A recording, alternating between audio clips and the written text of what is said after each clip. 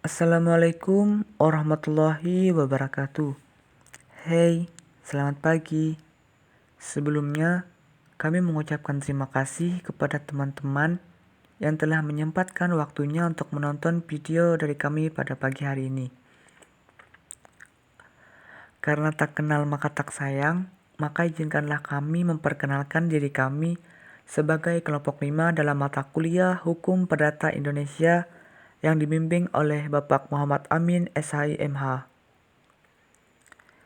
Yang pertama ada Alpianur, yang kedua Ayu Lestari, yang ketiga Muhammad Rizky Wardana, dan yang terakhir Sri Najla. Di sini kami akan membahas tentang hukum waris dan wasiat. Oke, kita lanjuti ke substansi dari pembahasan.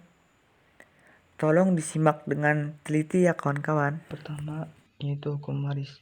Hukum waris merupakan esensial untuk dipelajari, apalagi bagi talabul ilmi seperti kita, yaitu seorang mahasiswa. Apakah kita sudah tahu apa yang dimaksud dengan hukum waris? Hukum waris atau di kalangan umat Islam dikenal sebagai ilmu faraid. Maksudnya adalah suatu hukum yang mengatur tentang pemindahan hak, kepemilikan harta, peninggalan atau disebut tirkah kepada pewaris, yang menentukan siapa-siapa yang berhak mendapatnya dan bagian-bagiannya. Hukum waris di Indonesia terbagi menjadi dua jenis. Yang pertama secara tertulis, memakai hukum perdata barat yang berlaku untuk golongan Eropa, Cina, dan yang tunduk kepadanya, dan hukum Islam bagi orang Islam. Yang kedua, secara tidak tertulis. Contohnya, hukum adat berlaku untuk masyarakat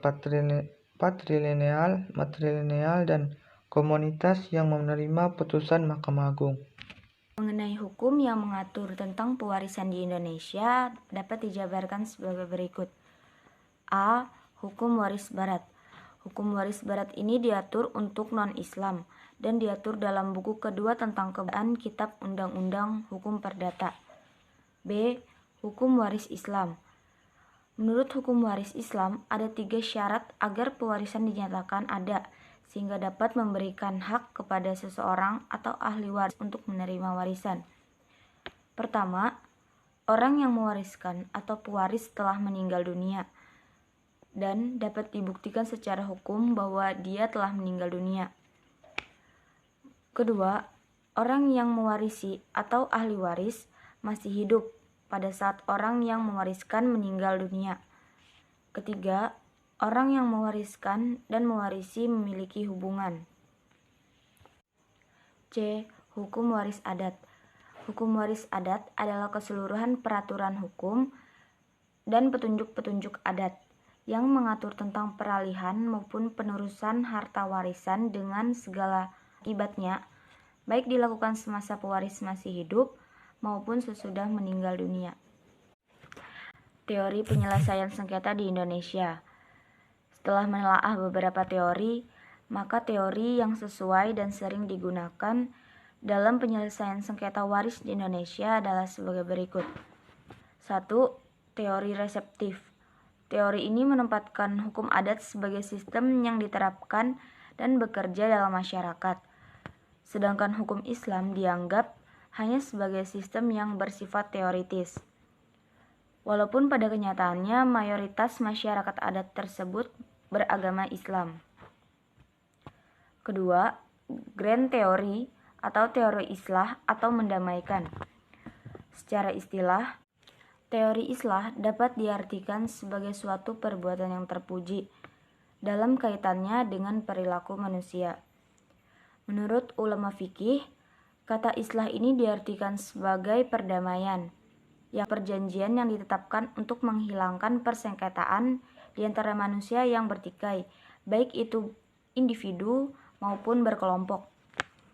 Ketiga, Meidel teori atau teori sistem hukum. Teori sistem hukum ini digunakan untuk melihat implementasi mediasi. Keempat, yaitu teori keadilan.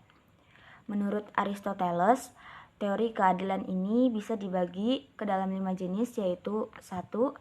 Keadilan komunitatif, 2. Keadilan konvensional, 3. Keadilan distributif, keempat, keadilan kodrat alam, dan yang kelima, keadilan perbaikan. Pengertian wasiat. Wasiat adalah berpesan tentang suatu kebaikan yang akan dilaksanakan setelah seorang meninggal dunia. Sumber hukum waris. Nas Al-Quran, Sunnah, Ijma, amalan para sahabat. Selanjutnya yaitu tentang rukun dan syarat wasiat. Yang A, rukun wasiat. Rukun wasiat ini terbagi menjadi 4 bagian, yaitu yang pertama, pemberi wasiat atau musyihi, yang kedua, penerima mushan lahu, yang ketiga, barang yang diwasiatkan atau mushan bihi, yang keempat, kalimat wasiat atau lafaz. Kemudian yang B, syarat-syarat wasiat. Syarat ini sama seperti rukun wasiat, yaitu terbagi menjadi 4. Yang pertama, pemberi wasiat. Syaratnya berakal, balik, merdeka, dan kemauan sendiri. Kemudian yang kedua, penerima wasiat, syaratnya bukan ahli waris pemberi wasiat diketahui, dan ada ketika wasiat dibuat, bukan seorang pembunuh, serta bukan kafir harbi. Kemudian yang ketiga, barang yang diwasiatkan, dikira harta yang boleh ia warisi, harta yang bisa dinilai atau memberi manfaat, bisa dipindah milikan, dimiliki oleh si pemberi wasiat ketika berwasiat, jika jatnya ditentukan, bukan suatu maksiat, dan tidak melebihi kadar sepertiga harta pewarisan pewasiat. Kemudian yang keempat, lafaz wasiat. Dilafazkan dengan jelas, diterima oleh penerima wasiat jika ditunjukkan kepada seseorang, persetujuan diambil setelah kematian pewasiat. Kemudian, yaitu tentang bentuk dan hukum wasiat. Yang pertama, bentuk wasiat. Bentuk wasiat ini terbagi menjadi 4, yaitu wasiat mutlak, wasiat am, wasiat khas, dan wasiat bersyarat. Kemudian tentang hukum wasiat. Hukum wasiat ialah amalan yang digalakkan dalam hal kebajikan dan dibolehkan untuk selain ahli waris. Akan tetapi, pada beberapa keadaan mungkin keluar dari sunnah tersebut kepada hukum lain, yaitu wajib, mustahab, haram, mubah, dan makruh. Sekian presentasi dari kelompok kami. Thank you for your attention. Wassalamualaikum warahmatullahi wabarakatuh.